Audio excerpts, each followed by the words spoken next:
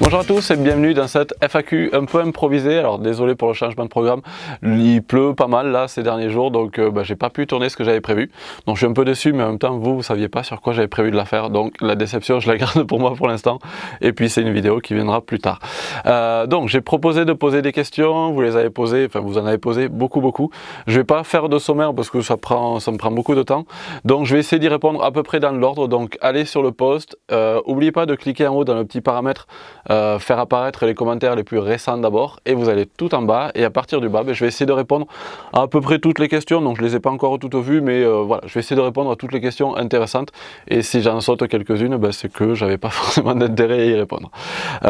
Donc les deux premières, c'est abandonne pas les plantations, tout ça, on va pas se plaindre qu'il pleut. Donc non, je me plains pas qu'il pleuve, j'adore le fait qu'il pleuve, c'est génial. On a eu quoi, 30-40 mm en 3 jours là, donc c'est génial. Semka, j'ai apparemment réussi mes boutures de vigne à partir des branches d'une vieille vigne grimpante. Ces boutures sont en train de faire des petits bouquets de fleurs, je m'y attendais pas du tout. Qu'est-ce que j'en fais? Je les laisse ou pas? Quelles conséquences ça peut avoir sur le développement de la plante? Alors, sur des boutures, là tu parles de vigne, mais je vais faire une réponse qui va s'adapter à tous les types de boutures. Ce que je dis souvent, c'est que les plantes, c'est un peu comme les hommes, ça ne sait pas faire deux choses à la fois. Bon, tout le monde n'est pas d'accord avec ça, mais une plante, en tout cas, ça ne peut pas se concentrer sur tout à la fois. Si ça fait des fleurs, ça ne va pas se concentrer sur la racine. Donc, si toi, tu veux que ça fasse des racines, c'est des boutures, donc tu veux que ça fasse des racines, j'imagine. Les fleurs, non, tu les enlèves. De toute façon, une bouture ne te fera pas une grappe de raisin, donc autant enlever les fleurs dès le début pour que la plante ne se fatigue pas à faire quelque chose qu'elle n'a pas besoin de faire, et comme ça, tu auras un meilleur enracinement. Avez-vous un retour d'expérience sur l'argousier? Antoine, alors désolé, non, j'ai pas de retour d'expérience sur ça, j'en cultive depuis peu, ça fait 2-3 ans que j'en plante, là maintenant j'en produis dans la serre, mais j'ai pas encore de retour d'expérience, donc voilà, à revoir encore un peu plus tard. Valériane, alors il y a eu 2 réponses proposées, ah oui. Donc je cultive en lisière de forêt en Alsace, au pied du massif vosgien. J'ai des soucis de rongeurs, j'ai incorporé du tourteau de ricin, et apparemment c'est plutôt radical comme solution, qu'en pensez-vous? Perma ou pas perma? Alors celle-là je vais la garder pour juste après. Le tourteau de ricin, c'est alors ça fait fuir pas mal de choses, tout ce qui est rongeur ils aiment pas trop. C'est aussi utilisé comme, alors je sais pas si c'est un insecticide ou quoi, mais en tout cas c'est une molécule, il y a une molécule dedans, je sais pas, non je vais pas dire de bêtises, il y a une molécule dedans qui est toxique. Donc oui, il faut faire attention, ça fait fuir les rongeurs, ça peut tuer pas mal de choses, mais ça tue pas tout non plus. Donc bien ou pas bien, si toi tu vois un intérêt à l'utiliser, si ça fait fuir tes rongeurs, c'est cool. C'est beaucoup utilisé en maraîchage, le tourteau de ricin, comme engrais, donc ça nourrit beaucoup le sol sur du moyen terme, donc ça peut être intéressant à ce niveau là, donc pourquoi pas si tu en as à disposition. Ensuite, pour répondre à la question perma ou pas perma, comment répondre à ça? Permaculture, c'est vraiment une philosophie qui est très large, et l'objectif de la permaculture, c'est de faire quelque chose qui soit efficace, productif, résilient, durable. Donc moi, si tu veux savoir si le tourteau de ricin que toi tu as utilisé chez toi dans ton contexte, c'est perma ou pas perma, il faudrait que je te pose des questions. Où est-ce que tu l'as obtenu? Qui l'a produit? Comment ça a été produit? Comment tu vas l'utiliser? Est-ce que tu en as en quantité que tu pourrais partager avec tes voisins s'ils en ont besoin? Si tu as dû te déplacer, utiliser ton véhicule pour aller en acheter un peu plus loin, si c'est une industrie qui l'a produit, non, là c'est pas perma. Après, si tu as quelqu'un qui produit du ricin à côté de chez toi, qui fait son huile et que toi tu peux récupérer ou échanger, troquer son tourteau, là c'est complètement perma. Donc c'est vraiment la façon dont tu l'as obtenu, la façon dont tu l'as utilisé qui va être perma ou pas perma, si on peut. J'aime pas trop le côté dire ça c'est perma, ça c'est pas perma, parce que ça donne un peu le bâton pour taper sur celui qui, toi c'est pas perma ce que tu fais, moi c'est perma ce que je fais. Déjà, quelqu'un qui dit à quelqu'un d'autre, toi c'est pas perma ce que tu fais, bah ça c'est pas perma. Pour moi, si on voulait vraiment être à fond dans le truc, bah si quelqu'un fait quelque chose qui nous semble pas perma, on va essayer de l'aider à aller dans la meilleure direction, plutôt que de lui dire ça c'est pas perma, ça sert à rien. Donc voilà, pour répondre à ta question. Alors, comment je reviens sur mon truc? Ça y est, ça remet pas dans le bon ordre. Tac. Ensuite, noisettes et basilic. Alors, tu as beaucoup de questions. Est-ce que apporter de la matière carbonée rendra une terre très collante ou moins collante? Alors moins collante, ce qui est collant c'est soit l'argile, soit les limons. Plutôt les limons, quand on dit que la terre est amoureuse, ça veut dire que quand on rentre à la maison, il y a plein de terre qui est collée autour des bottes. Ça c'est surtout les limons qui font ça et pas mal l'argile aussi. Donc plus tu vas rajouter de matière organique, moins elle sera collante. Voilà, pour répondre à cette question-là. Qu'est-ce que je pense de la grelinette? J'espère que vous utilisez le même terme dans le sud, donc oui. Ici, le sol n'a pas été cultivé depuis très longtemps. Alors, pour les prochains, essayez d'être succinct dans vos questions parce que c'est très long à lire sinon. Donc, alors déjà, qu'est-ce que je pense de la grelinette? Moi, je m'en sers énormément sur certains types de cultures. Je m'en sers pas partout. Je m'en sers beaucoup pour implanter une nouvelle culture, pour décompacter un petit peu. Dès que je plante un arbre, je vais toujours passer un coup de grelinette sur un rayon de au moins 1 mètre autour de l'arbre pour que ce soit décompacté. Ça m'arrive de faire avec une fourche aussi si j'ai pas forcément la place. Et puis pour certains types de cultures, du genre culture potagère qui ont vraiment des enracinements de surface, sur les planches que je vais mettre en place, je vais souvent passer un coup de grelinette sur les zones qui sont, enfin les zones potagères assez récentes. Si c'est une zone qui est potagère depuis longtemps, qui n'a pas été piétinée, une planche qui n'a pas bougé, donc sur laquelle on n'a pas marché depuis longtemps, il n'y a pas besoin de passer à la grelinette. Normalement, la vie du sol décompacte. Mais pour mettre en place une culture sur une zone assez jeune, oui, je l'utilise. Sur la vidéo fertilité, je ne comprends pas pourquoi la vie du sol apporte azote et l'utilise pour manger le carbone. D'autres ressources à nous communiquer. Alors pour ça, allez voir sur Vers de Terre Production, il y a énormément de choses là-dessus. Moi je suis vraiment pas le meilleur là-dedans. La vie du sol utilise l'azote comme ressource d'énergie et comme ressource pour créer les bactéries pour se multiplier, elles ont besoin de créer leur propre matière et donc pour créer des protéines, il y a besoin d'azote. Pour créer les protéines qui leur servent à créer leur matière pour se multiplier, quoi. Donc ça va chercher l'azote pour aller vivre, se multiplier. La vie du sol va décomposer la matière carbonée, donc ça utilise l'azote du sol pour décomposer la matière carbonée, mais en décomposant cette matière carbonée, ça crée de la vie qui recrée de l'azote. Donc tout ça c'est des cycles qui fait que ça devient productif derrière. Mais allez voir sur Vers de Terre Production, c'est très intéressant ce qu'ils font là-dessus. Où est-ce que je conseille de se fournir en semences pour couvrir le sol? 7 € le paquet de trèfle pour 30 mètres carrés chez Botanique, ça pique. Je sais pas ce que c'est Botanique, mais je vais pas acheter là-bas moi. Moi perso j'achète chez Biogerme tout ce qui est semences, potagères et compagnie, et là il y a des prix super intéressants. Et après si c'est des couvre-sols vraiment que tu veux, moi je prends chez Agro Semences. Donc il y a un site internet, ils livrent, et sur le site internet en plus tu peux préciser sur quel mois tu veux semer tes engrais verts, tes couvre-sols, et ils vont te dire quel type d'engrais vert correspond à ce mois-là. Toujours pareil, à adapter selon votre région, mais voilà, en tout cas ils ont beaucoup de conseils, donc c'est super intéressant d'aller voir chez eux. Que faire de tous mes bébés pruniers qui poussent suite à la chute des noyaux? Il ferait de la super matière carbonée, mais ça me fend le cœur de les couper. On peut les donner, les vendre, oui, tu peux les donner. Comme porte-greffe, oui. Le prunier est plus ou moins fidèle de semis. Ça veut dire la qualité de la prune que va donner l'arbre correspondra plus ou moins à la qualité de la prune dont le noyau est issu. Plus ou moins. Pour les pruniers, c'est très valable pour les pêchers, les abricotiers par exemple. Tout ce qui est noyau en général c'est assez fidèle, surtout pêcher, abricotier, prunier pas mal aussi. Mais de toute façon un noyau de prunier donnera un très bon porte-greffe pour tout ce qui est prunier, et après pour tout ce qui est prunus au sens large, donc ça va jusqu'aux même les amandiers, donc les abricotiers, les pêchers. On pourrait peut-être même y greffer des cerisiers dessus, mais là il faut être bon parce que l'affinité n'est pas énorme. Mais voilà.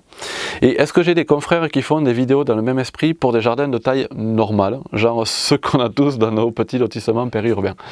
Le potager d'Olivier, lui il me semble, mais je suis jamais allé chez lui, j'aimerais bien, j'espère y aller bientôt.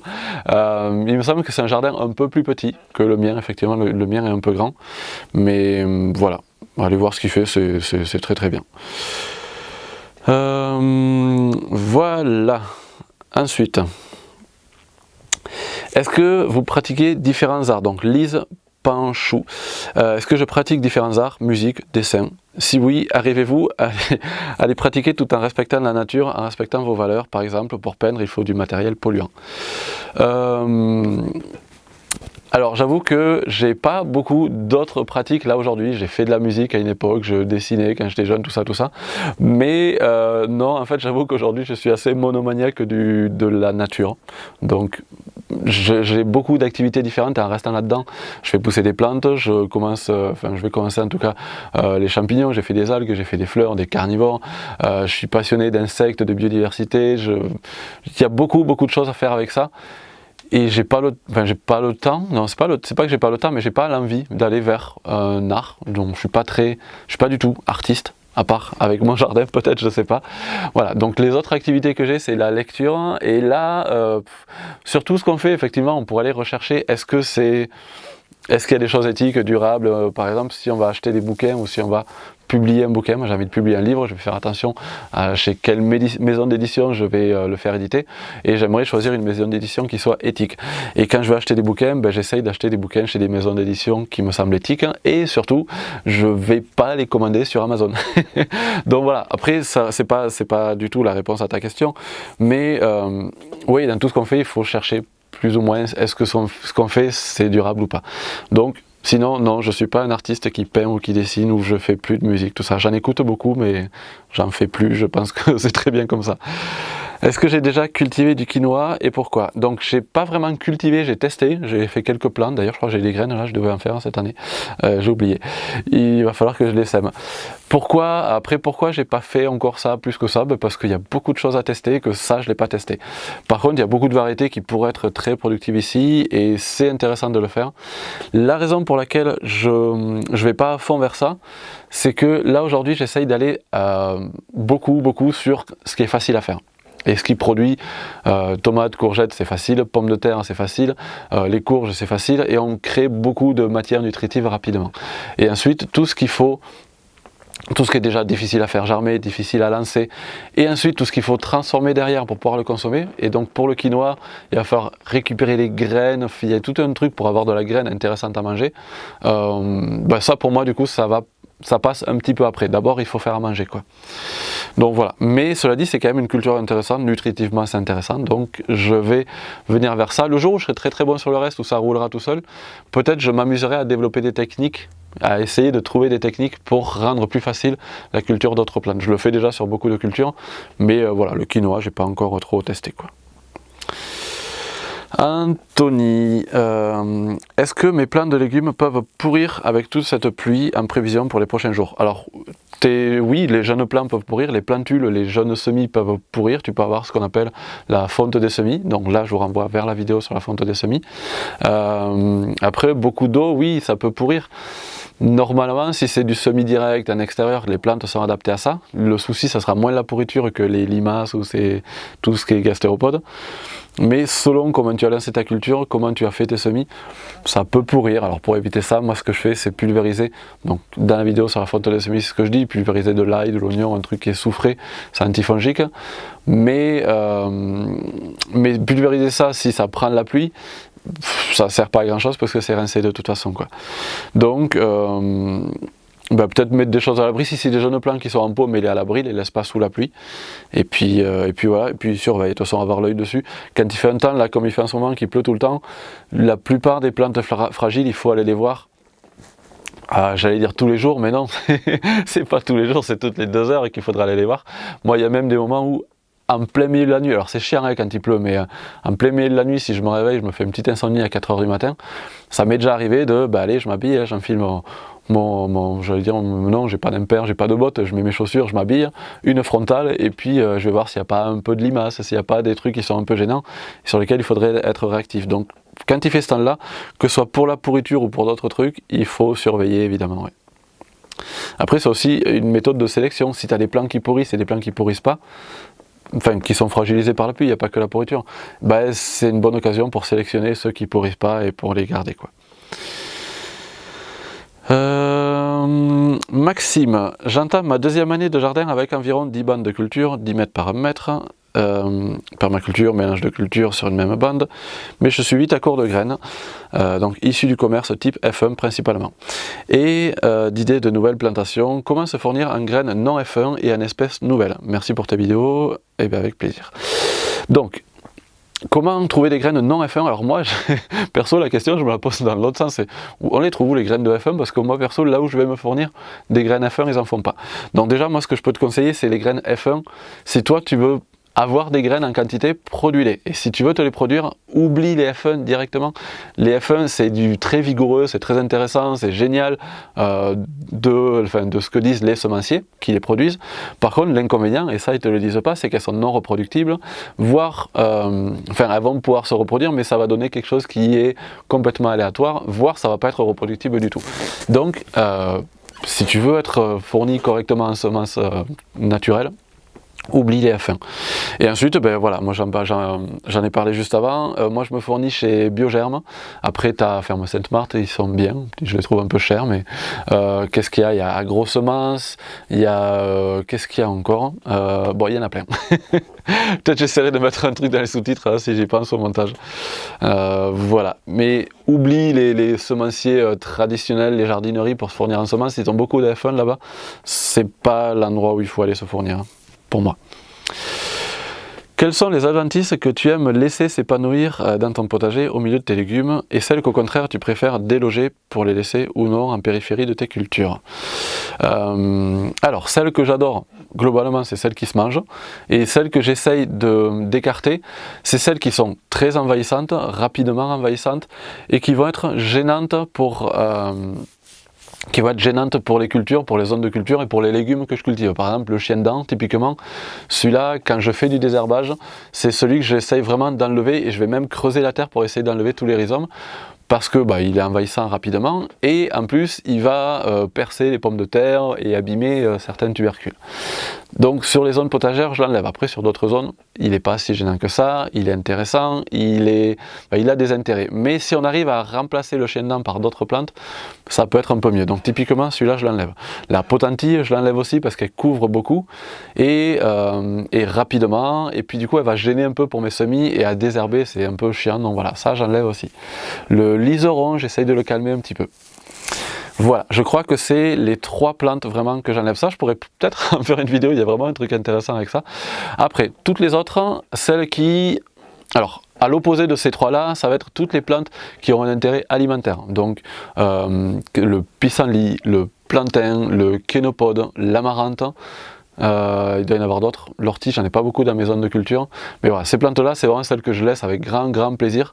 C'est même celles que, si elles se font gêner par d'autres cultures, ou si moi j'ai des tomates qui font beaucoup d'ombre et qui a un peu de kénopode en dessous, je vais enlever quelques feuilles de tomates pour le favoriser, parce qu'il est très bon à manger. Il y a des gens, moi, je vois qui passent un temps fou à arracher les pissenlits, à arracher les kénopodes, pour essayer de faire pousser des laitues qui poussent pas bien derrière, alors qu'ils pourraient manger leur pissenlit et que ça serait nutritivement encore mieux qu'une laitue. Donc voilà, ça je laisse. Et puis ensuite, les autres plantes que je vais laisser, qui n'ont pas d'intérêt alimentaire pour moi, mais qui ont un intérêt pour le jardin, ça va être toutes les plantes mellifères. Si par exemple, je sais pas, moi il y a les chardons, alors je laisse certains chardons des fois, parce que ça fait des fleurs qui sont intéressantes pour les insectes, pour les oiseaux. Comment il s'appelle? Je sais plus. Bon bref, voilà, tout ce qui est mellifère, tout ce qui va attirer les insectes, tout ce qui va attirer les abeilles, tout ce qui est fournisseur d'azote aussi, tout ce qui est trèfle, les luzernes, les trucs comme ça je laisse aussi. J'essaye de visualiser mon jardin parce que sans les plantes devant j'ai un peu du mal, mais en tout cas voilà, tout ce qui va être intéressant, qui va produire du nectar, du miel et qui va attirer les pollinisateurs, je laisse. Voilà, je pense que j'ai passé pas mal de temps sur cette question et j'espère que j'ai répondu suffisamment pour toi. Pierre Nicolas, as-tu une idée pour se débarrasser d'une haie de thuya en train de mourir sans que cela coûte une blende? Que penses-tu de s'en servir comme support de plantes grimpantes? La terre au pied de cette haie me semble un facteur négatif. Alors, je sais pas, j'ai pas beaucoup d'expérience là-dessus. C'est sûr que le thuya, c'est un résineux, c'est pas super intéressant au jardin. Donc, en plus, s'ils sont pas en bonne forme, ouais, tu peux essayer de les tailler et puis les rabattre jusqu'à qu'ils finissent de mourir et faire grimper des choses dessus, pourquoi pas. Si la terre au pied de ça est pas forcément intéressante, elle va s'améliorer avec le temps en apportant des matières carbonées et puis en faisant pousser des plantes qui vont la stabiliser. Si elle n'est pas intéressante parce qu'elle est trop acide, parce que ça fait longtemps que tes tuyas y poussent, peut-être tu peux essayer de gratter un peu la terre en surface, la ramener ou aller la mettre dans un tas de compost et la faire la mélanger avec d'autres plantes, la recomposter, lui redonner quelque chose d'intéressant. Et puis sur cette zone, fait un gros apport de nouveau compost ou de quelque chose d'assez équilibré au niveau pH. Et puis s'il n'y a rien qui pousse au niveau légumes là-dedans, peut-être sème un engrais vert, sème des légumineuses. Qu'est-ce qu'il y a? Alors, je connais des légumineuses, enfin les brassicacées qui acidifient un peu la terre. Là, toi, il te faudrait un truc qui aille dans l'autre sens, je sais pas. Si tu as à côté de chez toi un maraîcher ou quelqu'un qui a du, je sais pas, du lithotam ou ces trucs qui sont riches en calcaire, ou faire un amendement calcaire. Après, moi, je suis pas pour faire des amendements pour changer le sol. L'idée, c'est de s'adapter au sol. Bon, sauf que là, peut-être, tu as un sol correct, mais qui a été changé par la culture des résineux. Donc, tu pourrais essayer d'accélérer le fait que ton sol redevienne correct. Mais voilà, moi, j'ai beaucoup de théories là-dessus. J'ai pas eu à le faire, donc j'ai pas énormément d'expérience. Bon, j'espère que j'ai assez répondu. Après, je pourrais pas apporter plus. Tu peux essayer de rectifier gentiment ton sol, mais voilà, en apportant du calcaire si c'est trop acide, attendre qu'il se stabilise en cultivant des plantes moins intéressantes pour l'alimentaire, des couverts végétaux, et puis tu verras bien avec le temps, quoi. Alors, le Panda du 59, quel département serait compatible avec un projet autonomie alimentaire avec une approche perma? Prix au mètre carré abordable, climat, habitat, je compte déménager, mais où? Je ne peux pas te répondre. Ma région est intéressante socialement, il y a plein de gens sympas autour de moi. Voilà. Après, le prix des terrains, tout ça, j'ai jamais trop fait de recherche, mais je ne suis pas sûr que ce soit le critère vraiment le plus intéressant. C'est le plus intéressant au niveau de la dépense quand tu vas l'acheter, mais il y a tellement d'autres choses qui sont intéressantes. Par exemple, tu peux être attiré, enfin moi perso, je pourrais être attiré par une région où les gens sont sympas, ça a été le cas ici. Aujourd'hui, je pense que j'aimerais aller, alors je sais pas si on peut le dire comme ça, aller dans une région où les gens sont pas sympas, pas forcément ça, mais aller dans une région où il n'y a pas beaucoup de projets perma, où il y a vraiment l'éthique agriculture conventionnelle, traditionnelle, comme on faisait dans le monde d'avant où c'était pas résilient et pas durable. Et ben j'aimerais aujourd'hui peut-être aller dans une région comme ça pour essayer de faire avancer les choses là-bas. Je ne sais pas si peut-être je m'y crois un peu, hein, mais je me dis que j'aurais cette envie-là. Donc peut-être ça peut être intéressant pour toi si tu cherches une zone, enfin une région, va voyager, va te déplacer, va à la rencontre des gens, va à la rencontre des paysans, pourquoi pas, va à la rencontre des communes, des mairies, des assos qui sont dans certaines régions, enfin va rencontrer des gens et tu verras bien avec quelle région tu as des affinités, quoi. Selon ce que tu veux faire aussi, attends, est-ce que tu dis, ouais, projet autonomie alimentaire avec approche perma? Ça pourrait être le sujet d'une vidéo. C'est quoi l'autonomie? Moi perso, l'autonomie, j'ai une vision assez différente. Peut-être il y aura des questions là-dessus. J'ai une vision assez différente de la plupart des gens, mais selon ce que toi tu veux produire, si tu veux produire du légume, cherche peut-être une région où il y a une pluviométrie intéressante et un sol intéressant, une terre intéressante. Enfin voilà, selon ce que tu vas produire, cherche une région qui correspond aux productions que tu veux faire. Alors, Pompelop, t'as un joli nom toi. Pompeloplet. Bonjour, comment gérer les pucerons sous serre? Et d'ailleurs, ai-je fait quelque chose de mal pour avoir une telle population dans ma serre? Certains légumes ne poussent plus. Alors ça, c'est une très bonne question. Il y a toujours, enfin une très bonne question, elles sont toutes bonnes, mais il y a un truc là-dessus, c'est que sous serre, on est sur un environnement, un contexte qui n'est pas naturel. Donc, pardon, donc vu que c'est pas naturel, forcément, il y a des déséquilibres qui se créent. Par exemple, les prédateurs des pucerons, eux, ils mettent du temps à se réveiller, et puis il leur faut tout un contexte. Ils dorment pas dans les coccinelles et autres, dorment pas dans la serre. Donc, ils vont pas forcément se réveiller très tôt par rapport à ce qui pousse dans ta serre. Et ce qui pousse dans ta serre, il suffit qu'il y ait quelques pucerons qui traînent, il y en a forcément, enfin forcément, si on travaille correctement, il y en a forcément.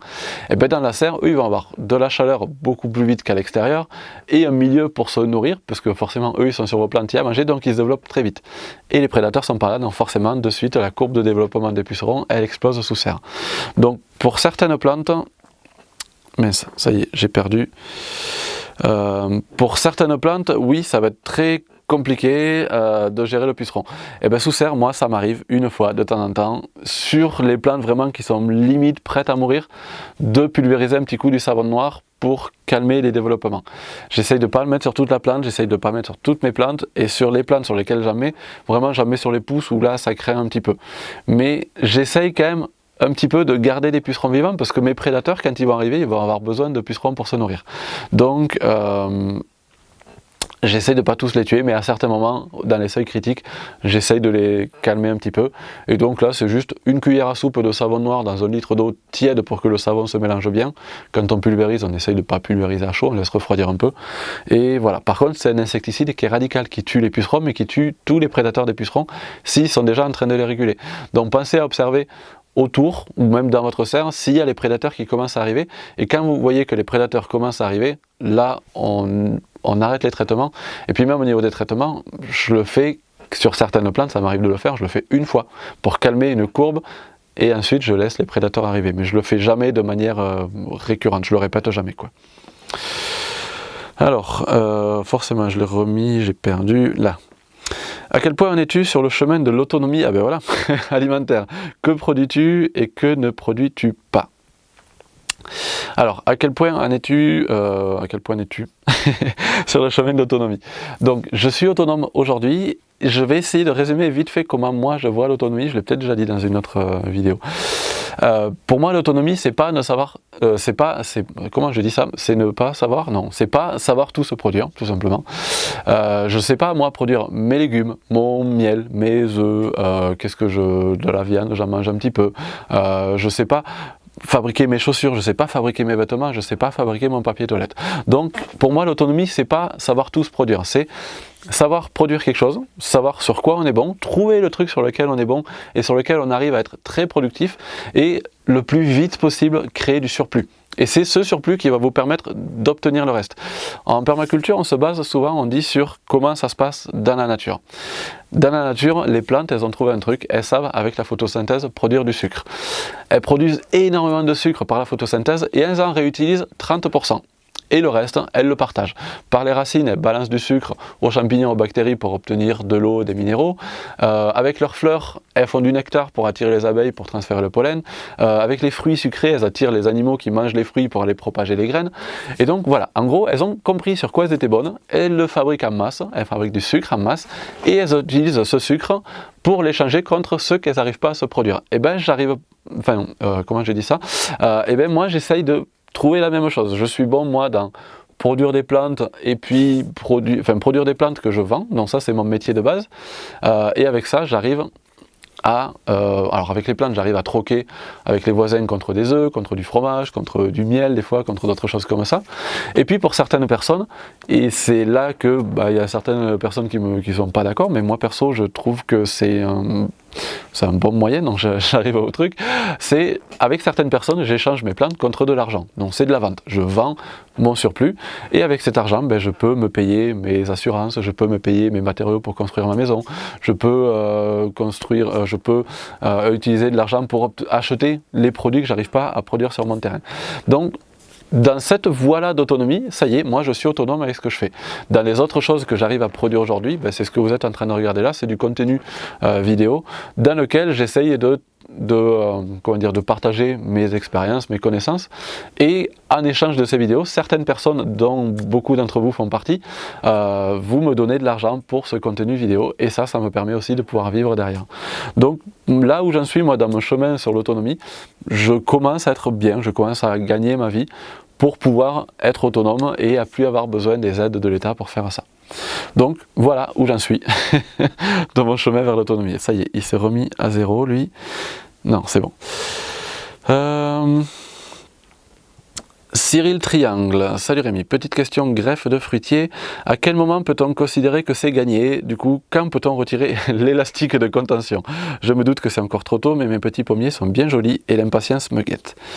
Donc selon un ancien collègue du marché Saint-Antonin, salut Cyril, l'ancien collègue, génial. Alors, je fais des vidéos mois par mois, je le dirai quand ça sera le moment selon moi. Après, il n'y a pas forcément de mauvais moment si la greffe a prise. Tu sauras quand la greffe a prise, donc c'est ça ta question, quand ça fera une belle pousse qui fera au moins 20 cm de long avec des feuilles bien développées et que tu verras que la pousse continue à se développer.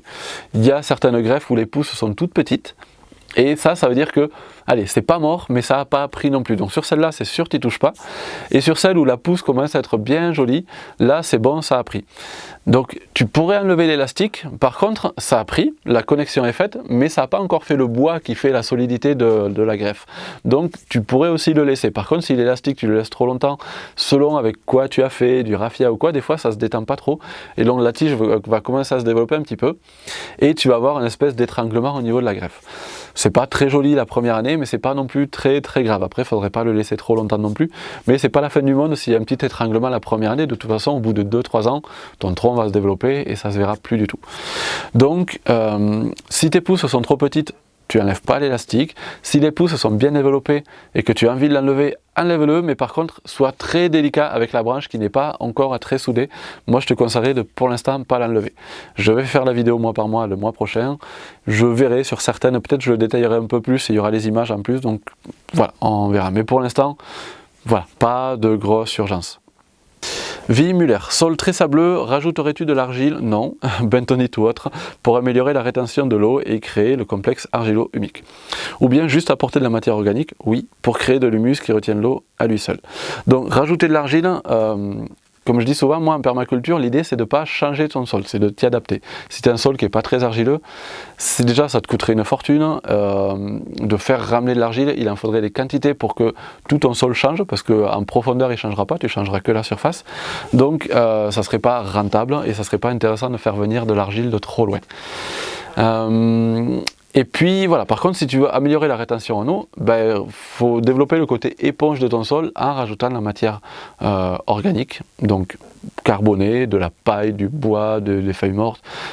Surtout du bois et des feuilles mortes, c'est plus intéressant que la paille. Mais voilà, rajouter de la matière organique et là tu vas créer quelque chose.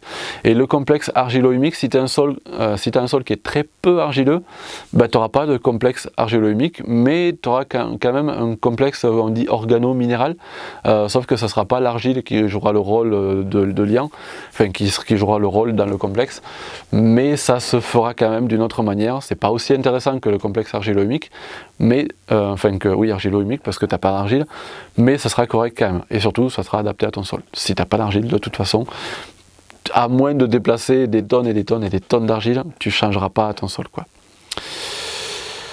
Alors Rémi, j'ai réalisé des boutures de pommiers ce printemps, tout pousse à merveille, par contre je n'ose pas enlever les élastiques de peur de tout faire rater.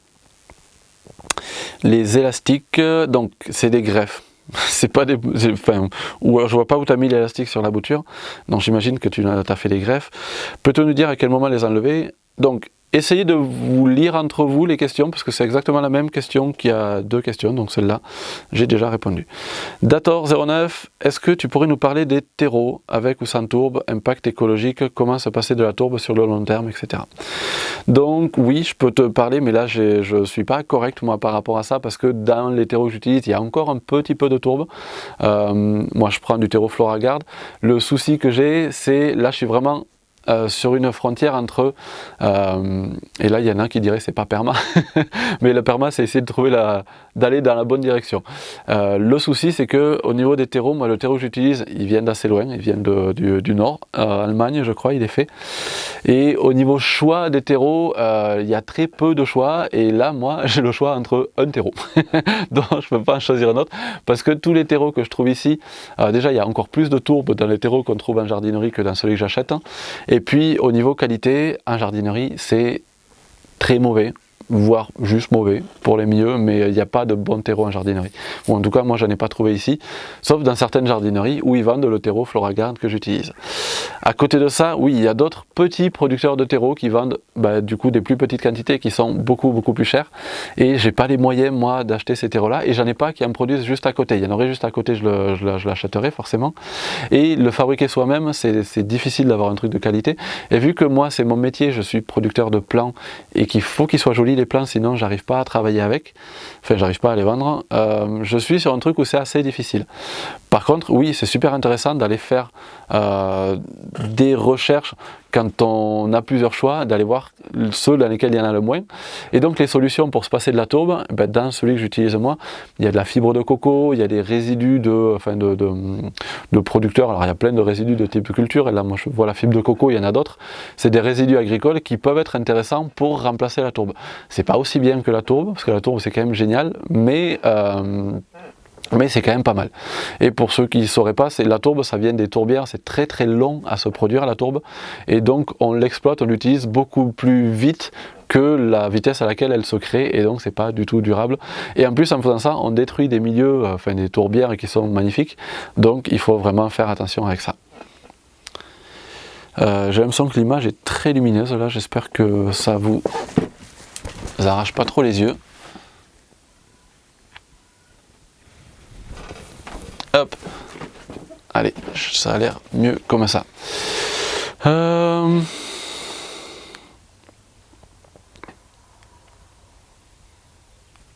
Alors, ça y est, j'ai perdu où j'en étais. Là. Dator09, est-ce que tu pourrais nous parler des terreaux? Ah mais ça j'ai fait ça. En culture Simone, as-tu une idée d'un couvre-sol pour remplacer la pelouse, gazon, graminées, qui peut donc être piétiné, qui reste bas 10-15 cm. Alors je vois qu'il y a plein de réponses, mais je ne vais pas y aller dedans, sinon ça va me perdre dans mon déroulé là. Mais dans les couvre-sols, tu as du trèfle qui est très bien et qui en plus fournit de l'azote à ton sol, donc c'est intéressant. Enfin, produit de l'azote, pas fournit de l'azote au sol exactement, mais produit de l'azote, donc voilà. Autre que graminées, du coup, tous les trèfles, tu as plein de trèfles, les trèfles rampants et compagnie, donc là pareil, tu as sur Agrossemences, ils ont pas mal d'engrais verts intéressants, donc voilà, des trèfles, c'est très bien. Et moi c'est ce que je fais dans les allées sur lesquelles j'aime bien avoir des couvertures végétales, le trèfle me va très bien. Ensuite dans le potager, j'essaye de ne pas avoir de couverture végétale du tout dans les allées, et du coup c'est toujours paillage, feuilles mortes, BRF, paille, résidus de culture, de tonte et tout ça, donc voilà.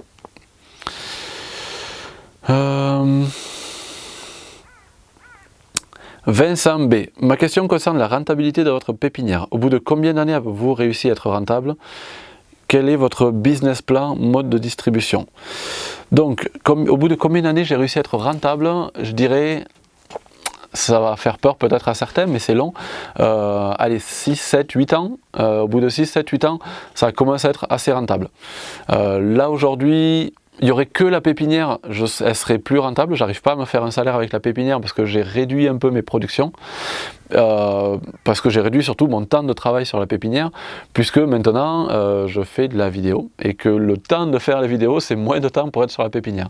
Mais allez, je pense qu'en se débrouillant bien, et on va parler du business plan là juste après, je pense qu'en faisant du coup un bon business plan et en réfléchissant bien sur ton mode de distribution, pour reprendre tes mots, tu vas réussir à faire quelque chose peut-être de plus rapide.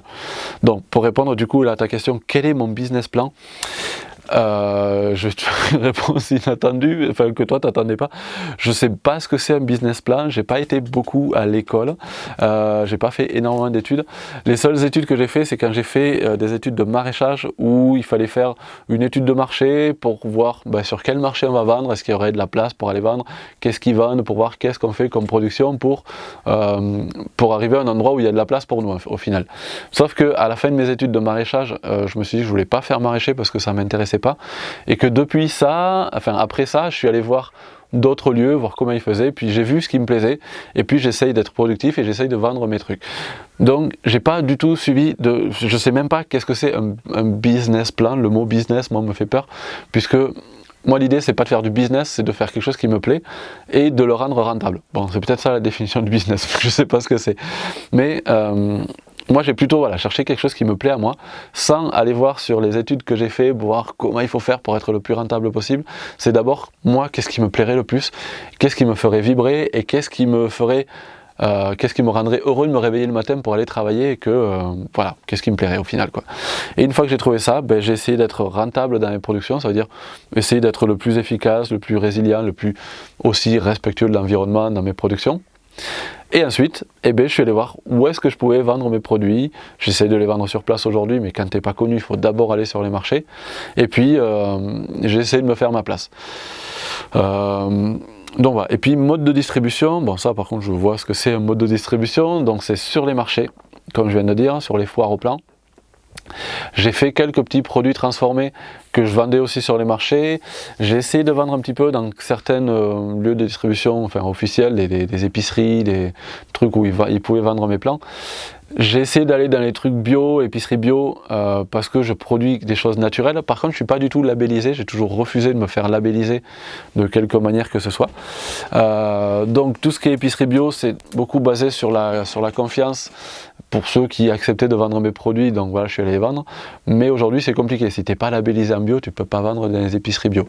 Et après, dans les gros centres de distribution, les petits producteurs comme moi qui ne sont même pas labellisés du tout, ça ne les intéresse pas non plus. Donc voilà, les marchés, les foires pour me faire connaître, et puis maintenant que je suis un peu connu, les gens viennent directement chez moi. Voilà Vincent, j'espère que ça répond à peu près à ta question quand même. Fanny, que penses-tu des pépins de pommes poires si on ne fait pas de greffe? Mon fils de 5 ans en a semé, ils font 17 cm et j'ai pas le cœur à les jeter. Donc pommes poires, là pour le coup c'est pas du tout fidèle de semis, ça veut dire que ça va donner quelque chose qui va être complètement aléatoire et qui ressemblera pas du tout à la pomme, aux pommes et aux poires dans lesquelles tu as récupéré les pépins, enfin où ton fils a récupéré les pépins. Donc au niveau qualité du fruit, je sais pas, c'est complètement aléatoire, mais tu as assez peu de chances d'avoir des jolies pommes très goûtues. Et tu le sauras dans 6, 7, 8, 9, 10 ans peut-être. Donc pas intéressant pour la production de pommes. Par contre, tous ces arbres-là, c'est des super porte-greffes. Donc si ton fils veut continuer à les faire pousser et que tu as de la place pour les planter dans ton jardin, plante-les. Ça va donner des trucs très vigoureux, des très gros arbres. Mais là, maintenant, enfin l'année prochaine ou l'année d'après, tu pourras déjà commencer à greffer dessus des variétés qui sont plus intéressantes. Et donc c'est l'occasion pour apprendre à faire des greffes. Je ne sais pas quel âge il a ton fils, mais s'il veut apprendre à faire des greffes, il pourra greffer sur ses propres arbres, donc c'est chouette. Merci beaucoup pour ta disponibilité, donc avec plaisir Marilyn. Grelinette pour préparer un potager, légumes de ratatouille, concombre, courge. Sur 100 mètres carrés, plein soleil, littoral dans le sud, quand le terrain est argileux, sol très dur et bourré de graminées avec qu'un seul arbre adulte. Irrigation par source proche, apport de terreau. Alors je ne comprends pas pour l'instant ta question, je suis désolé. Comment faire avec une telle épaisseur de racines sur cette couche d'herbe même si on les coupe? Faut-il couvrir avec quoi ou attendre l'année prochaine? Alors essayez encore d'être succinct dans vos questions et d'être clair. Je suis désolé, je ne comprends pas ta question. Je vais essayer de répondre à quelque chose quand même. Comment faire avec une telle épaisseur de racines? Donc attends, je remonte un peu. Bourré de graminées. Irrigation par source proche, apport de terreau. Donc en gros, tu as des graminées qui courent et tu ne sais pas comment faire, est-ce qu'il faut couvrir. Donc si tu veux être tranquille avec tes racines de graminées et puis partir sur un truc qui soit propre, fais sauter la couche supérieure et tu grattes avec une houe, avec quelque chose. Si tu parles de grelinette au début, donc peut-être avec la grelinette tu décompactes et comme ça c'est facile d'enlever toutes les plantes. Regarde la vidéo que j'ai faite qui s'appelle création d'une zone de culture, peut-être quelque chose comme ça. Et sur laquelle j'explique moi comment je pars sur un sol qui est couvert de graminées en enlevant toutes les racines et puis ensuite en faisant un couvert avec un paillage avec paille, feuilles mortes, compost, avec ce que tu veux quoi. Donc voilà, regarde dans cette vidéo, peut-être tu auras les réponses à ta question, mais en fait je suis désolé, je comprends pas vraiment ta question. Laïla. Bonsoir, merci pour tes vidéos, avec plaisir. Justement chez nous aussi, dans l'air, on a eu notre dose de pluie. Mes plantes, tomates, aubergines, poivrons, patates douces, fleurs sont prêts à être mises au sol depuis 3 semaines, mais les températures ne grimpent pas. Puis-je quand même les mettre au sol, au moins ceux qui sont actuellement en fleurs? On va encore avoir quelques nuits à 5, 6, 7 degrés. Alors tu peux les mettre en terre avec le froid qu'il fait, mais du coup tu vas devoir les protéger un petit peu si tu veux pas qu'ils prennent un choc. Du coup tout ce qui est tomates, aubergines, si tu mets un tuteur, c'est génial. Sur le tuteur, la nuit tu peux mettre un voile, une couverture, un drap, ce que tu veux. Faut pas oublier de l'enlever le matin. Mais voilà, donc tu peux le faire. Comme je disais peut-être en début là, de réponse, il me semble, si tu veux qu'ils s'enracinent bien, si c'est déjà en fleurs, moi j'enlèverai les premières fleurs. C'est ce que je fais sur mes plants. Quand je mets quelque chose en terre, j'enlève les premières fleurs, le plant s'enracine bien, et ensuite les fleurs suivantes, le plant produit mieux. Voilà, mais c'est vrai que si tes plants sont bien développés, alors moi ce que je fais sur certains plants, mais vu que je suis un peu producteur, c'est mon métier, j'ai toujours des pots à disposition, toujours du terreau à disposition et j'ai une grande serre, c'est s'il fait trop froid et que mes plants ils commencent à être trop développés, eh ben, je les passe dans un pot encore plus gros et je les mets en terre avec des pots, voilà, avec des mottes assez grosses, et au moins je perds pas le coup de froid que ça pourrait mettre, je perds pas la croissance que le coup de froid pourrait mettre si je les mets dehors trop tôt. Mais bon voilà, vois avec ce que tu peux, et sinon si tu dois les mettre en terre maintenant, protège-les un petit peu. Ma serre est envahie de souris et campagnols, mes semis, salades, aromates et autres plants y passent toutes. Dire que c'est découragement est un euphémisme. As-tu des soucis similaires dans tes serres? Oui. Comment les gères-tu? Donc oui, les souris, c'est surtout dans les semis, ils viennent me manger les graines de maïs, de courge, de tournesol. Tous les ans, je me fais avoir avec ça, je perds. Là, cette année, on a perdu des graines vraiment sympas qu'on nous avait offert, et du coup tout s'est fait bouffer, donc je suis un peu dégoûté. Donc pour la zone semis, sur les périodes où il y a beaucoup de souris, je fais la guerre un petit peu, je pose des tapettes, hein, j'en tue 2 ou 3, et en général une fois que j'en ai tué quelques-unes, les soucis de souris se règlent. Il n'y a pas de soucis par rapport à... Enfin moi, ça ne me pose pas du tout de soucis de tuer des souris.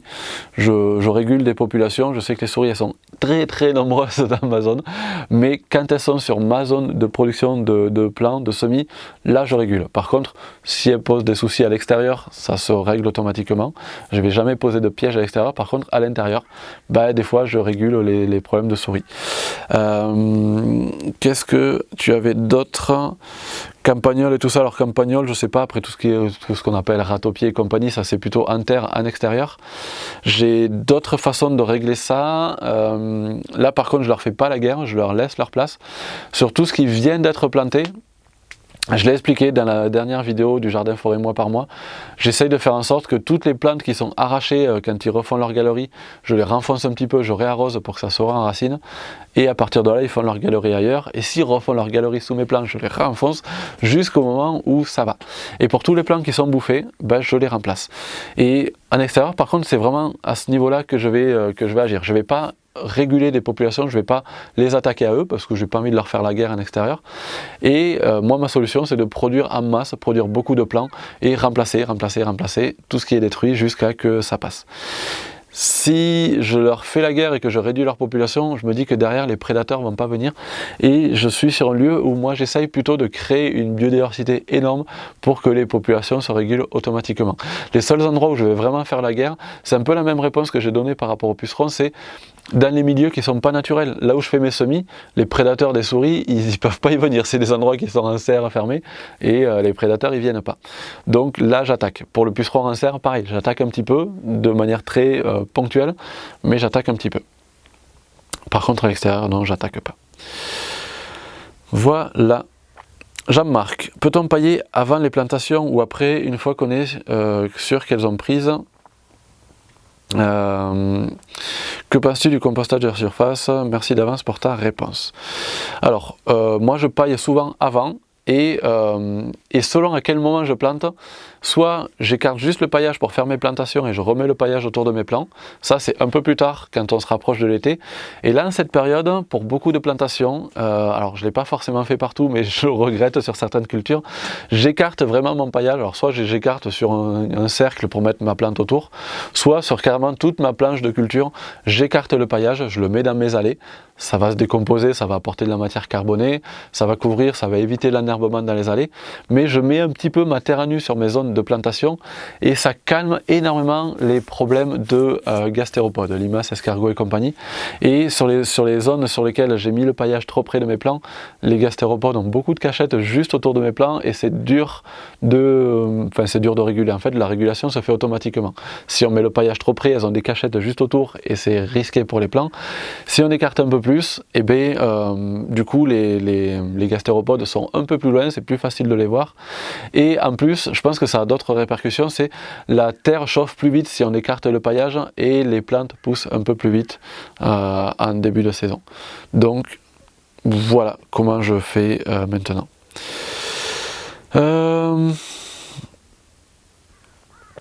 Alors, je suis désolé, je me suis encore perdu. Voilà. Delphine, bonsoir Rémi. Je fais mon foin moi-même, j'utilise donc très souvent sur mes parcelles de potager, entre mes fruitiers. Je remarque que j'ai énormément d'orties à ces emplacements-là. D'après toi, est-ce dû aux graines qu'il pourrait y avoir dans le foin? Certainement. Ou est-ce que l'apport d'azote, carbone du foin, peut-être aussi. Peut-être c'est le milieu que tu as créé qui a fait que ça germe. Peut-être c'est rapporté par le foin. Ça peut être les deux. C'était juste ça la question. Et bien alors voilà, la réponse était dans la question. C'était peut-être dans le foin que tu as ramené, oui. Tu as changé ton milieu, donc peut-être tu as favorisé la germination de ça. Pour les orties, je dirais pas forcément. Après, si c'est, je sais pas, sur du long terme, oui, tu vas changer ton milieu, donc ça va faire germer différentes choses. Moi, je dirais que ça vient plutôt de ton foin. Voilà. Le zap de la pensée ou pas? T'as un joli nom. Engrais vert, que conseilles-tu sur des parcelles vierges de toute exploitation? Alors là, ça dépend, comme souvent, ça dépend vraiment dans quelle région tu es, ça dépend des graines que tu as, ça dépend de quel sol tu as, ça dépend de vers où tu vas amener ton sol, ça dépend de quelle action tu veux que ça ait. Est-ce que tu veux des racines pivots pour décompacter? Est-ce que tu veux des graminées pour structurer? Est-ce que tu veux des brassicacées pour acidifier? Est-ce que tu veux... Enfin voilà, tu vois, il y a plein de choses qu'on peut prendre en compte. Quelque chose de global, sinon c'est tu vas chez, moi c'est vraiment chez eux que je prends mes mélanges d'engrais verts. Chez Agrosemence ils font des mélanges tout faits, tu as le mélange maraîcher plein champ, mélange Wolf, mélange maraîchage sous serre, et donc selon ce que tu veux faire, prends des mélanges, et dans les mélanges, eux, ils ont vraiment beaucoup de mélanges qui sont préparés avec des choses qui sont très bien équilibrées. Ce que je conseille du coup déjà, c'est quand même du mélange. Jamais une seule plante, elle fera jamais une action complète. C'est bien d'avoir des mélanges avec, je dirais en moyenne 30% de fabacées, de légumineuses qui vont être intéressantes pour l'azote. Si tu veux quelque chose d'intéressant pour l'azote, c'est pas la peine de mettre que de la légumineuse. Que de la légumineuse, 100% de légumineuse, c'est trop, il n'y a jamais ça dans la nature. C'est toujours, il faut qu'il y en ait dans le mélange parce que c'est intéressant. Par contre, s'il n'y a que ça ne sera pas aussi efficace que s'il y en avait juste un peu et qu'il y avait d'autres plantes qui fassent un travail intéressant à côté. Voilà, yo-yo. Bonjour, merci pour ton FAQ. Avec plaisir. Mes tomates avec ce printemps froid et semi-début avril n'ont pas beaucoup poussé, je suis qu'aux premières feuilles. Est-ce que c'est trop tard ou elles vont pousser avec les chaleurs qui viendront? Je suis à 500 mètres d'altitude dans le 38. Pardon. Oui, je suis désolé pour les bruits, des fois, j'ai pas trop de soucis avec ça perso, donc s'il y en a que ça dérange, je suis désolé. Alors donc pour répondre à ta question, je suis à 500 mètres, moi je suis pas très loin des 500 mètres aussi, j'ai mes tomates qui sont très petites aussi, on a une année où il y a eu du froid très tardif, donc c'est normal. Pour moi c'est normal d'être à la bourre. Après pour les gens qui sont sous serre, chauffés, protégés, on peut avoir des plants plus grands.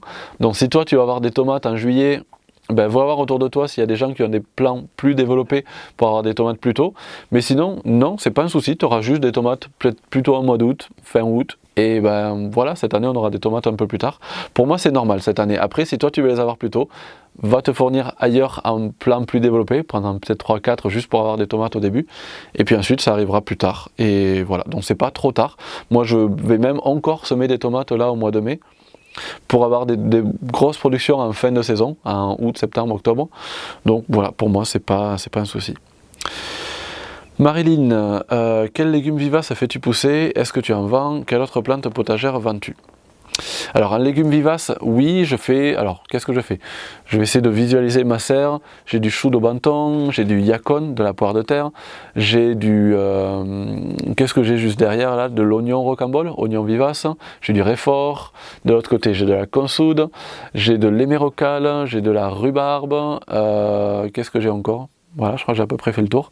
Voilà. Après, dans les légumes vivaces, on pourrait en voir plein d'autres. J'ai de l'artichaut aussi, l'ortie, c'est du légume vivace pour moi. Ça, je ne le produis pas dans ma serre. Donc voilà. Après, quelle autre plante potagère je vends? Alors tout ça, tout ce que je viens de dire, c'est des trucs que je vends aussi. J'en ai pour moi, mais du coup, je vends mes surplus. Et dans les plantes potagères, cette année, j'en fais beaucoup moins, mais je vends mes surplus. Je fais un peu de je fais pas mal de tomates, je fais un peu de chou kale, qu'est-ce que j'ai encore? Après ça dépend vraiment des moments, hein. Je vends mes surplus de courges, courgettes, voilà. Mais ça varie beaucoup, et là je vous dis ça, mais dans un mois ça sera pas la même chose.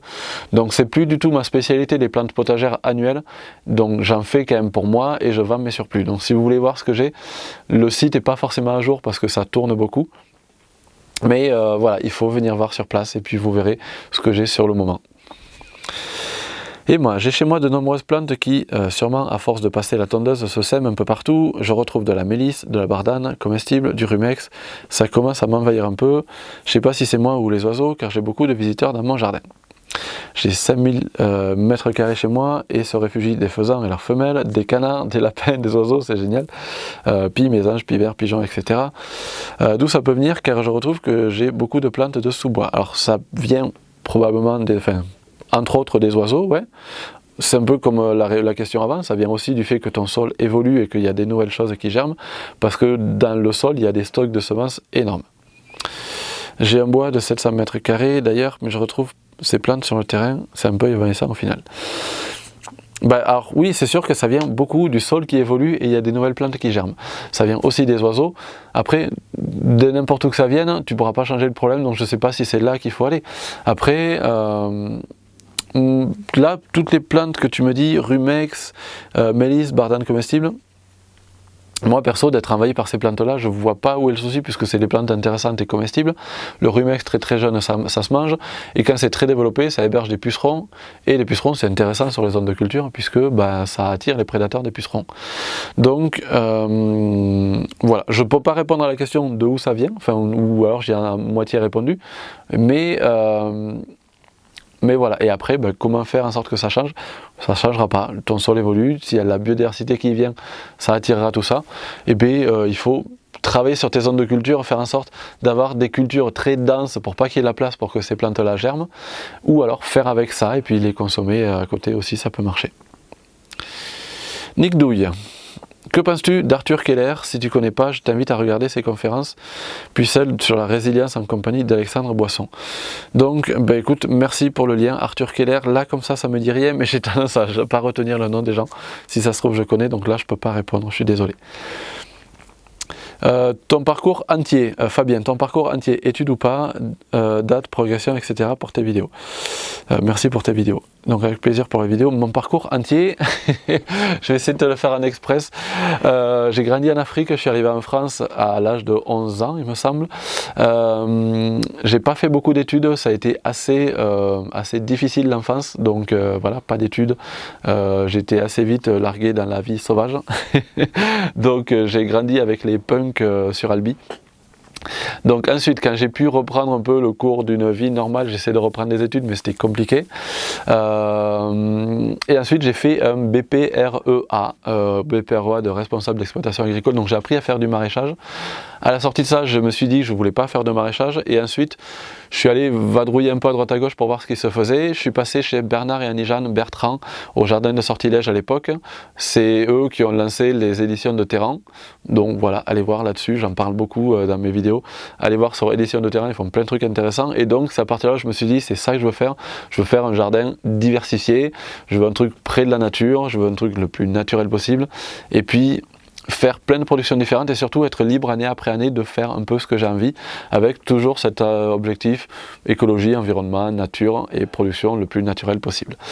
À partir de ça, j'ai pas arrêté d'étudier. À partir de ce moment-là, à partir du moment où j'ai repris un peu pied sur ma vie, donc je devais avoir 20 ans à peu près, 20-25 ans, je sais pas. J'ai toujours eu envie d'apprendre, donc énormément de lectures, plein de bouquins.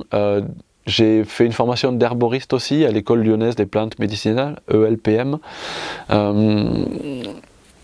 Qu'est-ce que j'ai fait encore comme grosse étude? Ça, c'est vraiment mes grosses formations, BPREA et formation d'herboriste. Et ensuite, plein de petites formations en tant qu'agriculteur. J'ai droit au fonds Vivea, donc j'ai droit d'avoir un certain nombre d'heures de formation par an. Et donc par le fonds Vivea, j'ai fait plein de formations différentes sur l'agriculture, sur la transformation, sur le diagnostic des sols par les plantes bioindicatrices. Qu'est-ce que j'ai fait encore? Voilà, plein de petites formations et j'en fais toujours. Et les autres formations que j'ai, comme je disais, c'est les bouquins. Je lis encore énormément. Je suis en lien, en contact avec pas mal de maisons d'édition qui font des trucs super intéressants et à chaque fois les derniers trucs qui sortent, ça me forme aussi. Et puis après, voilà, les formations, c'est vraiment l'expérience. Et ça, c'est vraiment... Pardon, j'ai dû remonter. Ça, c'est vraiment un conseil que je donne à tous les gens qui cultivent. Même si vous avez étudié dans des écoles, si vous avez fait des formations, vous n'arrêtez pas à ce que vous avez appris et remettez toujours en question ce que vous avez appris. Moi, il y a énormément de choses qui évoluent, il y a des choses que je disais, et même que je disais dans mes vidéos d'il y a 1 an, 2 ans, 3 ans, et qui aujourd'hui, pas ne sont plus valables, mais en tout cas ont évolué. Notamment sur la vidéo sur les plantations, on arrose à la plantation et après on n'arrose plus jamais. Ça c'était valable il y a 2-3 ans. Et enfin ça a été très valable il y a 4-5 ans, ça a été à moitié il y a 2-3 ans, et là aujourd'hui, certaines années, dans certains climats, si on n'arrose plus derrière, ça ne marchera pas ou ça produira moins. Donc voilà, la formation que j'ai, c'est une formation continue, je dirais, de tous les jours sur l'observation et compagnie. Et puis l'autre formation qui est intéressante, c'est aller voir ce que font les autres. Donc par YouTube, il y a plein de vidéos sympas où on peut voir ce que font d'autres personnes, mais allez voir des producteurs, allez voir des maraîchers. Si vous voulez être pépiniériste, allez voir d'autres pépiniéristes, et si vous voulez être maraîcher, allez voir d'autres maraîchers, et ça c'est de la formation aussi. Donc là tu me demandais mon parcours, et moi je suis là à vous donner des conseils. Donc, c'était pas ça la question. Alors, je suis de nouveau perdu. On en était par là. Ton parcours en entier, voilà, c'était ça. Rothmlo, tu penses qu'on peut démarrer une ferme autonome, vivre de ses récoltes avec une pépinière pour une famille de 4 avec 20 000 €? Oui, voilà. Je pense que, alors, je sais pas, pour te donner une idée, moi ce que je fais ici, Jardin des Merveilles, j'ai démarré avec, j'ai touché un héritage. Donc quand on me dit ça, c'est ouais, génial, tu vas pouvoir te lancer. J'ai touché un héritage de à peu près 12 000, 13 000 € de mémoire, je crois, quelque chose comme ça, peut-être même un peu moins. En fait, quel que soit avec quoi tu démarres, de plein de façons différentes, tu vas pouvoir démarrer. Avec pas grand chose, mais si tu as peut-être un petit revenu ou tu as quelqu'un qui t'assure derrière, tu vas pouvoir demander un crédit, et avec ce crédit, tu vas pouvoir demander un gros crédit et faire un truc énorme. Moi perso, les crédits, je suis contre, donc c'est pas cette méthode-là que j'ai choisie. Tu vas pouvoir, je sais pas moi, monter un dossier sur ton projet, tu as un beau projet, tu montes un dossier dessus et tu vas lancer un financement participatif et tu vas pouvoir avoir encore plus de sous. Avec 20 000 € déjà tu fais beaucoup, hein. Ou alors tu te dis, allez, je démarre avec 20 000 €, tu fais ton petit plan, tu cadres un peu ton projet avec un petit plan sur quelques années, donc ton business plan, là il y en a un qui en parlait avant, moi je sais pas ce que c'est un business plan, mais tu fais ton projet avec 20 000 €, tu peux presque te construire une maison. Donc un terrain, moi ici le terrain je l'ai acheté 10 000 € avec les frais de notaire, un peu moins de 10 000 €, je crois, ouais, avec les frais, ou un peu plus, autour des 10 000 € avec les frais de notaire. Donc avec 20 000 € presque tu t'achètes une yourte ou une grosse caravane avant de construire ta maison, tu achètes un terrain et puis après lancer des productions, ça se fait. Donc quelle que soit la somme, il y a plein de façons de se lancer. Donc là, dans cette réponse-là, je ne pourrais pas te donner tous les plans, toutes les techniques, mais 20 000 € c'est largement suffisant pour se lancer. Donc oui, tu peux. Déborah, sais-tu comment se débarrasser des cochenilles à coque sur un citronnier? Je l'ai traité plusieurs fois. Alors tout ce qui est cochenille à coque, les traitements c'est quasiment inefficace par extérieur, hein. Par contre tu peux nourrir ta plante avec, c'est quoi, fougère, prêle, il y a des trucs qui avaient été testés pour que la sève de la plante se charge de matière qui intéresse moins les bestioles, voire qui les attaque un petit peu les bestioles, et tu vas les attaquer par l'intérieur. Mais elles finissent toujours par revenir. J'ai même changé la terre, je sais pas quoi faire, as-tu des astuces? Donc voilà, déjà nourrir ta terre avec quelque chose qui va déranger les plantes. Donc pour ça, lis Éric Petiot. Donc Éric Petiot, je sais pas quel livre, il a fait plein de livres, traitement naturel ou quoi. Et il a beaucoup de techniques pour traiter la plante par l'intérieur pour que sa sève soit différente, pour que ça attaque les insectes qui l'attaquent. Mais voilà, après les citronniers, tout ça, moi je ne m'y connais pas plus que ça. Mais en tout cas, c'est sûr que traiter par l'extérieur en pulvérisant sur les cochenilles à coque, c'est pas la meilleure méthode, puisque la coque justement permet à l'insecte de se protéger de tout traitement, quoi. Mais va voir Éric Petiot, tape Éric Petiot, P-E-T-I-O-T, et tu vas avoir plein d'infos super dans ses bouquins à lui. Anthony, mon père avait un jardin, il passait la charrue, le rota, il n'a jamais enrichi d'amendements quel que soit, et pourtant il avait tout le temps plein de légumes, patates, etc. Moi maintenant, je fais mon jardin au même endroit que mon père avec mon quantité. Alors, essayer déjà d'être concis et clair quand vous écrivez parce que j'ai du mal à déchiffrer les termes compressés là. Moi maintenant je fais mon jardin au même endroit et de quantité et que je continue à suivre ce que faisait mon père sans aucun amendement. Oh là, je suis désolé, j'ai du mal. Amendement et pourtant j'ai de bons légumes. Alors je suis désolé, non, en fait je vais pas perdre de temps, je suis désolé, je comprends pas ta question. Alors je comprends pas la question et la façon dont tu écris, pardon. Nadia Pereira, bonjour Rémi, sur un terrain couvert de ronces et de fougères, est-il utile de mettre en place des cultures en lasagne avec... Alors attends, un terrain couvert de ronces et de fougères, il faut que j'analyse en même temps, génial. Est-il utile de mettre en place des cultures en lasagne avec bottes de paille pour une autonomie alimentaire? Ces plantes m'informent d'une bonne terre, oui. Si je pose un paillage et plus tard la grelinette, est-ce suffisant pour planter directement en pleine terre et ne pas faire de culture en lasagne? Alors, je ne sais pas pourquoi tu te fixes sur la culture en lasagne. C'est chouette le culture en lasagne, il y a un truc intéressant, mais c'est pas la méthode qu'il faut faire. Si tu as un bon sol, pas besoin de culture en lasagne, effectivement. Le risque que tu vas avoir, le truc auquel il faudra faire attention, c'est s'il y a des ronces, tu peux faucher, les ronces elles vont repartir, donc il va falloir régulièrement arracher tes ronces, arracher le plus de racines possible. Mais en tout cas, c'est sûr que ça indique un bon sol, donc ça serait dommage de perdre ça. Donc, paillage, pourquoi pas, cultiver directement là-dedans et surveiller beaucoup les repousses des ronces, arracher les repousses des ronces. Donc tu parles de grelinette, il me semble, oui.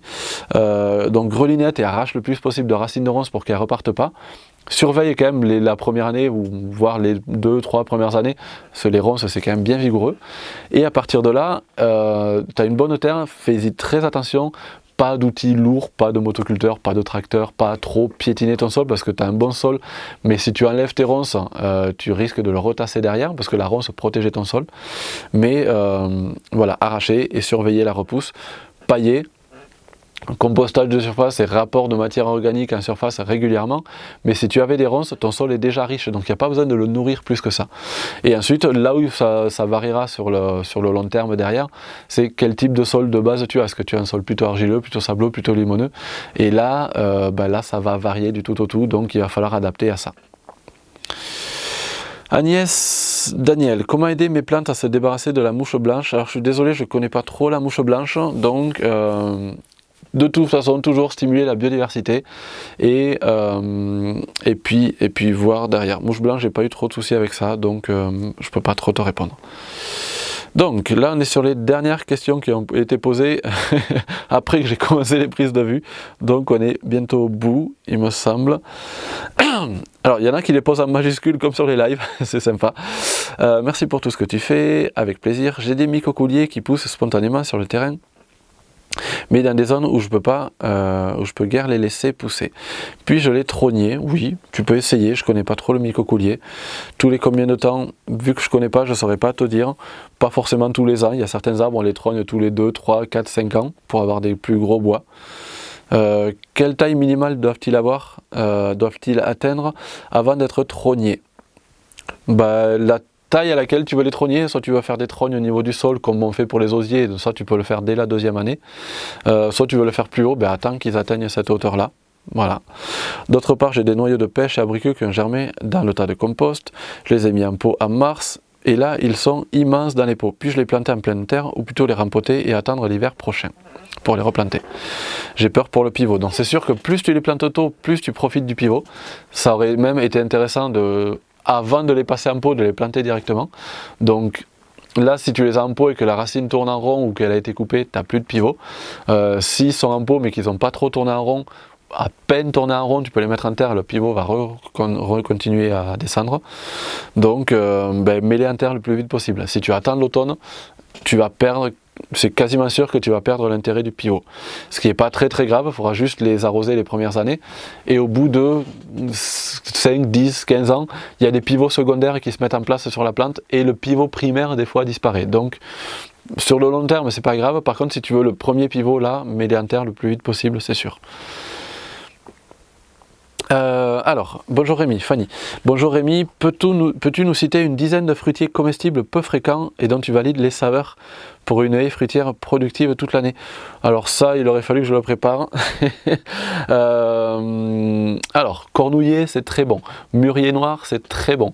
Amélanchier, c'est très bon. Alors dans les très peu communs, sureau, est-ce que c'est peu commun? Pas partout, ici c'est sauvage, mais c'est très très bon. Le mûrier c'est très bon. Attends, tu veux des fruitiers arbres ou pas? Non, pas forcément arbres. Donc les mûriers c'est très très bon, il y a certaines variétés de mûres framboises qui sont super bonnes. Je suis pas sûr d'être radis. Qu'est-ce que j'ai? L'arbre à faisan, tiens, le Lycesteria, très très bon. Alors après, je suis désolé, je vais perdre du temps à réfléchir. Là, je regarde dans ce que j'ai moi ici, hein, mais arbousier, c'est très très bon aussi. Et puis, dans les trucs qui sont un peu moins bons, par exemple, il y a certains... alors, qu'est-ce que j'allais dire? Ah, figuier c'est bon aussi. Est-ce que c'est commun? Non, figuier c'est commun. Goji par exemple, c'est pas super bon. Dans les mûres, il y a les variétés de mûres, les mûres sans épines, et elles sont pas super bonnes, mais à mélange avec d'autres plantes, c'est excellent. Donc même ceux qui sont moins bons, tu peux les faire en mélange et c'est top. Les terres rouges en Lozère. Bonjour, peux-tu nous en dire un peu plus sur le terreau que tu utilises? Alors, la question a déjà été posée, donc j'y ai déjà répondu.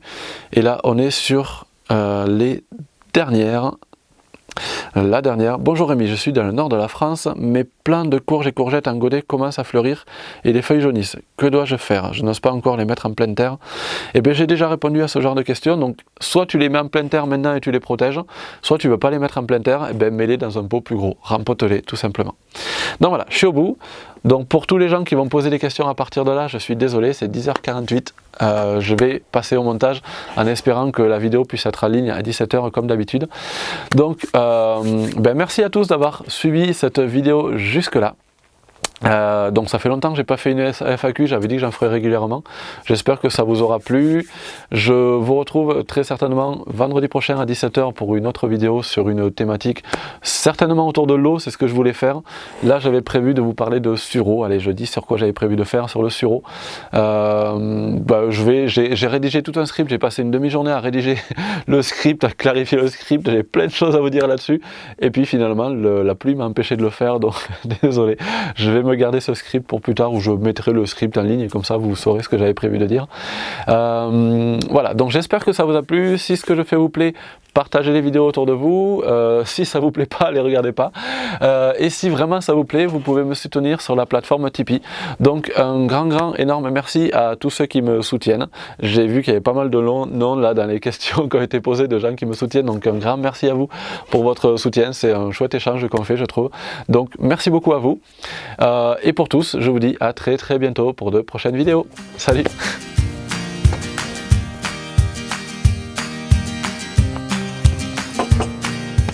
Et en passant, bon courage, c'est les trucs que j'aime bien rajouter des fois dans le générique de feuilles, il y en a certains qui les voient.